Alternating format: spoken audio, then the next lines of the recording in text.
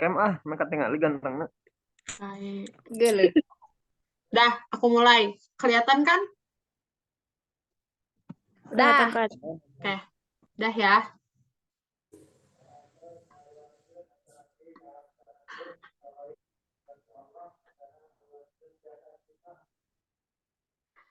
Assalamualaikum warahmatullahi wabarakatuh.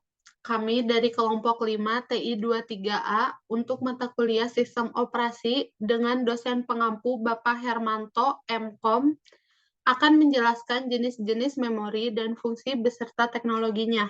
Sebelum itu, perkenalkan, nama saya Reski Sapitri dan rekan saya. Nama saya Neng Salwa Hirunisa. Nama saya Sena Fajar Santika. Nama saya Deswita Saranikoli. Lanjut, pengertian memori. Memori adalah salah satu komponen paling penting dalam sebuah sistem komputer. Sebagai otak dari sistem, memori bertanggung jawab untuk menyimpan dan mengelola data serta instruksi yang diperlukan untuk menjalankan berbagai operasi dan aplikasi. Tanpa memori yang memadai, kinerja sistem komputer dapat terganggu dan bahkan menjadi tidak berfungsi sama sekali. Menurut istilahnya, memori biasanya merujuk pada tempat atau media untuk menyimpan data. Yang dapat dikatakan bahwa memori merupakan perangkat keras yang digunakan untuk menyimpan data atau informasi yang dapat dibaca atau diambil kembali saat diperlukan ataupun informasi yang bersifat sementara. Memori ini memainkan peran kunci dalam menyimpan program yang sedang berjalan, data yang diproses, dan instruksi yang diperoleh oleh unit pemrosesan pusat, yaitu CPU, untuk mengeksekusi tugas-tugas yang diberikan. Memori yang efisien dan cepat memungkinkan sistem untuk merespon dengan cepat terhadap permintaan pengguna, memungkinkan aplikasi untuk berjalan secara mulus, dan meningkatkan produktivitas pengguna. Adapun jenis memori dan fungsi serta teknologinya. Memori ini terbagi menjadi dua, memori internal dan juga memori eksternal. Memori internal yaitu jenis memori yang terintegrasi langsung ke dalam perangkat keras hardware utama dari sistem komputer itu sendiri. Ini adalah memori yang tidak terpisahkan dari komponen-komponen utama sistem, seperti motherboard atau prosesor. Memori internal ini digunakan untuk menyimpan data, instruksi, dan informasi yang dibutuhkan oleh CPU dan komponen-komponen lainnya dalam sistem komputer untuk menjalankan berbagai tugas dan operasi. Jenis-jenis memori internal yang pertama itu ada ROM. Fungsi dari ROM adalah jenis memori yang menyimpan instruksi atau data yang tidak berubah selama masa pengoperasian sistem. Ini digunakan untuk menyimpan firmware atau instruksi boot up yang diperlukan untuk memulai komputer. Teknologinya, ROM dapat berupa ROM tradisional, PROM, EPROM, dan EEPROM, yang semuanya memiliki kemampuan untuk menyimpan data secara permanen, tetapi dapat dengan tingkat keberagaman dalam kemampuan untuk mengubahnya. Yang kedua ada RAM. Fungsi dari RAM ini merupakan jenis memori utama yang digunakan untuk sistem komputer untuk menyimpan data sementara yang sedang digunakan atau diproses. Ini memungkinkan CPU untuk dengan cepat mengakses data yang dibutuhkan untuk menjalankan program dan tugas-tugas komputasi. Teknologinya, RAM terbagi menjadi beberapa jenis, termasuk DRAM dan SRAM. DRAM lebih umum digunakan karena biayanya lebih rendah. Sementara SRAM lebih cepat tetapi lebih mahal. Teknologi terkini juga mencakup DDR, RAM, yang merupakan pengembangan dari DRAM yang memungkinkan transfer data ganda pada setiap siklus clock. Dalam RAM ini ada dua jenis lagi, yaitu SRAM dan SDRAM. Dalam RAM ada dua jenis. Yang pertama ada SRAM atau Static Random Access Memory. Yang berfungsinya adalah SRAM digunakan sebagai memory charge dalam sistem komputer untuk menyimpan data yang sering diakses oleh CPU. Fungsi yang kedua adalah menyediakan akses cepat data yang tersimpan, membantu meningkatkan kinerja sistem secara keseluruhan. Adapun teknologi dari SRAM adalah yang pertama, SRAM memanfaatkan flip-flop dalam menyimpan data. Yang kedua, SRAM tidak memerlukan proses penyegaran data secara terus-menerus seperti DRAM, sehingga lebih cepat dalam akses data.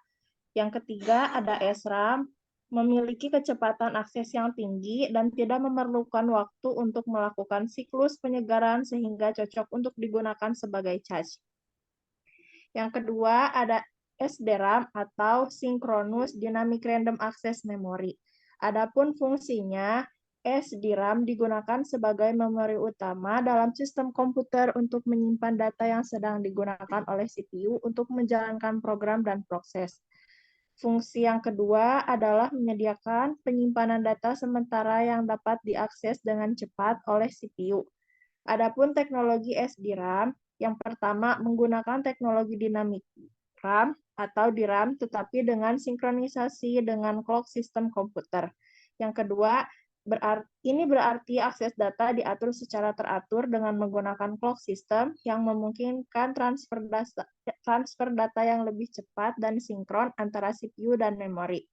Yang terakhir, SDRAM umumnya memiliki kecepatan akses yang lebih tinggi daripada DRAM, biasa karena menggunakan sinkronisasi dengan clock system. Yang ketiga ada CMOS. Fungsi memori CMOS yang pertama adalah untuk menyimpan pengaturan BIOS. Memori CMOS digunakan untuk menyimpan pengaturan dasar BIOS yang diperlukan untuk booting dan mengkonfigurasi perangkat keras komputer seperti tanggal dan waktu sistem, konfigurasi drive, dan pengaturan energi. Yang kedua, preservasi data. Karena sifatnya yang non-volatil, memori CMOS dapat menyimpan data bahkan saat daya listrik dimatikan atau baterai cadangan habis. Ini memungkinkan sistem untuk mempertahankan pengaturan dan konfigurasi dasar bahkan setelah dimatikan. Selanjutnya ada teknologi memori CMOS. Memori CMOS didasarkan pada teknologi CMOS yang menggunakan transistor MOS dalam mode komplementer, membuatnya sangat efisien dalam konsumsi daya. Biasanya terintegrasi dengan RTC untuk menyediakan fungsi, tanggal, dan waktu yang akurat bahkan saat komputer dimatikan. Memori CMOS memainkan peran penting dalam menjaga pengaturan dan konfigurasi dasar sistem komputer dengan daya yang rendah. Yang keempat, ada memori DIMM. Fungsi memori DIMM adalah menyimpan data sementara. Memori DIMM digunakan untuk menyimpan data yang sedang digunakan oleh CPU untuk menjalankan program dan proses. Ini adalah memori utama sistem komputer yang menyediakan akses cepat ke data yang dibutuhkan oleh CPU. Meningkatkan kinerja sistem dengan meningkatkan kapasitas dan kecepatan memori, modul DIMM dapat meningkatkan kinerja sistem secara keseluruhan, memungkinkan sistem untuk menangani lebih banyak tugas dan aplikasi secara efisien.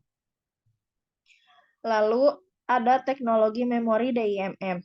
Yang pertama ada DDR atau Double Data Rate.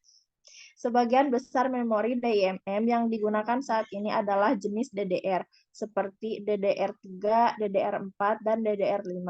DDR memungkinkan transfer data ganda pada setiap siklus clock, meningkatkan throughput pada data secara keseluruhan. Yang kedua adalah ECC atau Error Connecting Code. Beberapa jenis memori DIMM, terutama yang digunakan dalam server dan workstation, mendukung fitur sisi yang memungkinkan deteksi dan perbaikan kesalahan memori secara otomatis, meningkatkan keandalan sistem. Yang ketiga ada buffering dan registered. Beberapa modul DIMM menggunakan teknologi buffering atau registered untuk mengurangi beban pada controller memori dan memungkinkan penggunaan lebih banyak modul memori dalam satu sistem. Ya, yang kelima adalah cache. Di sini saya akan menjelaskan beberapa jenis-jenis memori cache. Ada beberapa tingkat memori cache yang biasanya ditemukan dalam sistem komputer, termasuk yang pertama adalah L1 cache dengan tingkat pertama yang terintegrasi langsung dengan inti CPU. Yang kedua adalah L2 cache yang terletak di antara CPU dan memori utama. Yang ketiga adalah L3 cache yang dibagi oleh beberapa inti CPU atau bahkan seluruh sistem. Dan selanjutnya adalah fungsi memori cache. Yang pertama adalah meningkatkan kinerja. Cache memori digunakan untuk menyimpan data yang sering diakses oleh CPU dengan menyimpan data ini di cache yang lebih cepat dan lebih dekat dengan CPU daripada RAM. Cache memungkinkan CPU untuk mengakses data dengan lebih cepat, meningkatkan kinerja sistem secara keseluruhan. Yang kedua, mengurangi latensi karena cache memiliki memori waktu akses yang lebih cepat daripada RAM. Penggunaan cache memungkinkan CPU untuk mengurangi latensi akses ke data yang dapat meningkatkan responsivitas sistem. Selanjutnya adalah teknologi cache. Yang pertama adalah SRAM. Cache memori umumnya menggunakan teknologi SRAM karena SRAM memiliki waktu akses yang cepat dan mempertahankan data tanpa memerlukan siklus penyegaran yang teratur. Yang kedua adalah inklusi dan eksklusi. Cache memori dapat diatur untuk menggunakan kebijakan cache level lebih tinggi atau eksklusi, mengabaikan data yang ada di cache level lebih rendah saat menambahkan data baru ke cache lebih tinggi. Yang ketiga adalah associativity. Cache memori dapat memiliki tingkat asosiativitas yang berbeda seperti associativity penuh, associativity set, atau associativity langsung, yang mempengaruhi cara data diorganisasi dalam cache. Dan selanjutnya adalah memori eksternal. Memori eksternal adalah jenis perangkat penyimpanan data yang dapat dilepas dan digunakan di luar perangkat komputer atau elektronik utama. Perangkat ini dirancang untuk menyediakan penyimpanan tambahan yang dapat dipindahkan antar perangkat seperti komputer, smartphone, kamera digital, dan lainnya. Memori eksternal memungkinkan pengguna untuk menyimpan, mentransfer, dan mengakses data dengan mudah di berbagai perangkat, serta memberikan fleksibilitas dalam memperluas kapasitas penyimpanan dan mengelola file. Untuk selanjutnya, jenis-jenis memori internal eksternal. Hard disk eksternal. Fungsinya sebagai berikut. Yang pertama adalah penyimpanan tambahan. Utama hard disk eksternal adalah menyimpan ruang tambahan yang dapat digunakan untuk menyimpan file yang tidak muat di dalam penyimpanan internal perangkat utama. Yang kedua adalah backup data. Hard disk eksternal sering digunakan untuk membuat salinan cadangan atau backup data penting dari perangkat utama. Hal ini membantu melindungi data dari kehilangan atau kerusakan yang mungkin terjadi pada perangkat utama. Yang ketiga adalah transfer data.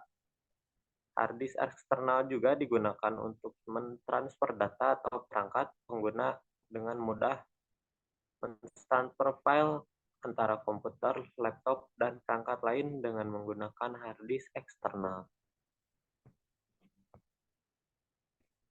Baik, selanjutnya teknologi hard disk eksternal. 1. Magnetic. Sebagian besar hard disk eksternal menggunakan teknologi penyimpanan magnetik di mana data disimpan pada piringan magnetis yang berputar di dalam hard disk. Teknologi ini memungkinkan penyimpanan data dalam jumlah besar dengan biaya yang relatif rendah. Yang kedua, USB atau Thunderbolt. Koneksi USB atau Thunderbolt digunakan untuk menghubungkan hard disk eksternal ke perangkat utama. Koneksi ini memungkinkan transfer data yang cepat antara hard disk dan perangkat, serta memungkinkan hard disk eksternal untuk diakses dengan mudah oleh berbagai perangkat. Yang ketiga, casing portable.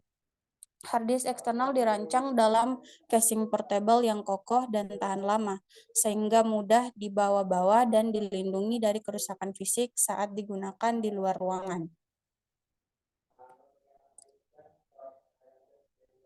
Flash disk. Baik, fungsi flash disk yang pertama, penyimpanan data. Flash disk digunakan untuk menyimpan berbagai jenis data seperti file, dokumen, foto, video, dan aplikasi.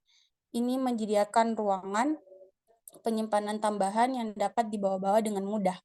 Yang kedua, transfer data.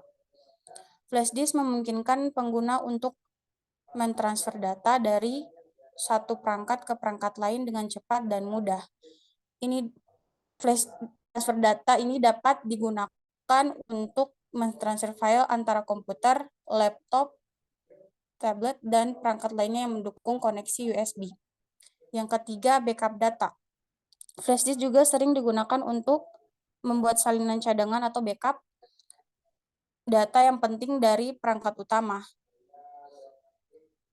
Ini membantu melindungi data dari kehilangan atau kerusakan. Teknologi flash disk. Yang pertama, flash memory. Flash disk menggunakan teknologi flash memory untuk menyimpan data. Flash memory adalah jenis memori non-volatile yang dapat menyimpan data bahkan ketika tidak ada daya listrik yang tersedia. Ini membuat flash disk sangat portable dan praktis untuk digunakan. Yang kedua, USB interface. Flash disk biasanya menggunakan koneksi USB atau Universal Serial Bus untuk terhubung ke perangkat lain. USB adalah standar koneksi yang banyak digunakan di berbagai perangkat elektronik, sehingga flash disk dapat digunakan dengan mudah di berbagai perangkat. Yang ketiga, casing portable. Flash disk dirancang dalam casing portable yang kokoh dan tahan lama, sehingga mudah dibawa-bawa dan dilindungi dari kerusakan fisik saat digunakan di luar ruangan. CD. Fungsi CD yang pertama yaitu penyimpanan data. CD digunakan untuk menyimpan berbagai jenis data digital seperti lagu, foto, film, dan program komputer. CD ini adalah salah satu metode penyimpanan data yang paling umum digunakan sebelum adopsi flash disk dan penyimpanan digital lainnya. Yang kedua, distribusi konten. CD sering digunakan untuk mendistribusi konten digital kepada pengguna. Misalnya CD audio digunakan untuk mendistribusikan album musik kepada konsumen, sementara CD-ROM digunakan untuk mendistribusi program komputer dan perangkat lunak. Teknologi CD. Teknologi CD yang pertama yaitu optical storage. CD menggunakan teknologi penyimpanan optik di mana data disimpan dalam bentuk bit dan line pada permukaan disk. Data diubah menjadi pola cahaya yang kemudian dibaca oleh laser yang pada pemutar CD. Yang kedua, red laser. CD menggunakan laser merah untuk membaca data yang disimpan pada permukaan disk. Laser ini memiliki panjang gelombang yang lebih panjang daripada laser biru yang digunakan pada format penyimpanan optik yang lebih baru seperti DVD dan Blu-ray. Yang ketiga, write write-on atau routable. CD dapat berupa write-on, di mana data hanya dapat direkam sekali, atau writable, di mana data dapat direkam dan dihapus berkali-kali. Oke, sekian dan terima kasih. Sekian dari kelompok kami tentang pembahasan jenis-jenis memori dan fungsi beserta teknologinya. Maaf bila ada kesalahan dan kekurangannya. Wassalamualaikum warahmatullahi wabarakatuh.